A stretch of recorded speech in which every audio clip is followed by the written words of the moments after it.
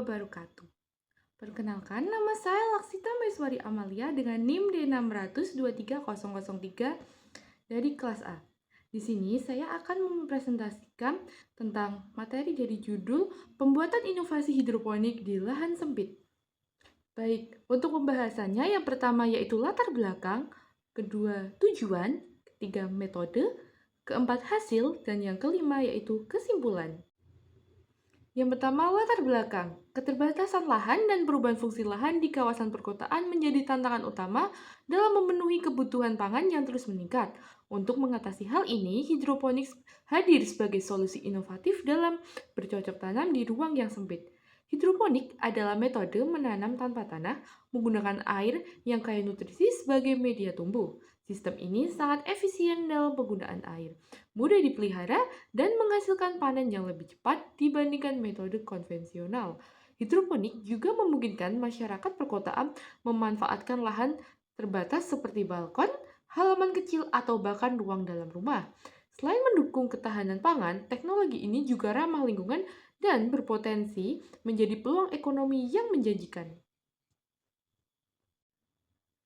Yang kedua, tujuan penelitian. Tujuan pertama yaitu mengoptimalkan pemanfaatan lahan yang terbatas. Yang dimaksud adalah memberikan solusi bercocok tanam yang efektif di area sempit seperti perkotaan tanpa membutuhkan lahan pertanian luas. Kedua, memperdayakan masyarakat perkotaan. Yang dimaksud membuka peluang bagi masyarakat untuk bercocok tanam secara mandiri di rumah dan menciptakan sumber pendapatan tambahan. Lalu yang ketiga, inovasi pertanian berkelanjutan. Artinya, mendorong pengembangan teknologi pertanian modern yang relevan dengan kebutuhan di masa depan. Selanjutnya, metode penelitian. Terdapat 4 metode yang akan digunakan. Yang pertama, perencanaan dan desain, yang dimaksud yaitu pemilihan jenis tanaman dan pemilihan tempat. Kedua, penyiapan alat dan bahan, artinya menyiapkan media tanam, nutrisi, struktur penyangga, pompa air, dan wadah tanaman. Ketiga, yaitu pembuatan hidroponik, yaitu realisasi pembuatan hidroponik di lahan yang sempit. Dan yang terakhir, perawatan tanaman, yaitu perawatan, pemantauan, dan pemberian nutrisi untuk tanaman itu sendiri. Selanjutnya yaitu hasil. Terdapat 4 hasil yang paling penting. Yang pertama yaitu efisiensi ruang, yang mana sistem hidroponik vertikal meningkatkan kapasitas tanam hingga 4 kali lipat dibandingkan metode horizontal pada area yang sama. Yang kedua, efisiensi air.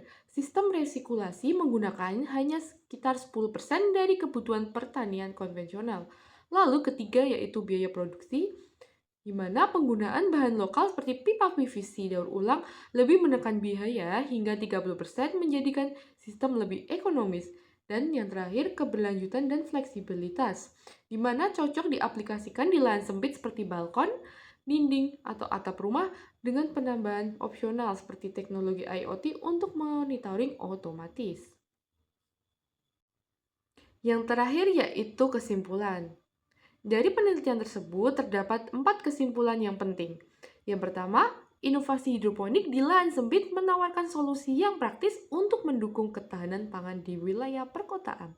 Lalu, kesimpulan kedua yaitu sistem hidroponik vertikal yang dirancang secara modular dan hemat energi mampu meningkatkan efisiensi ruang hingga 4 kali lipat dibandingkan metode konvensional dengan penggunaan air yang hanya 10% dari pertanian tradisional.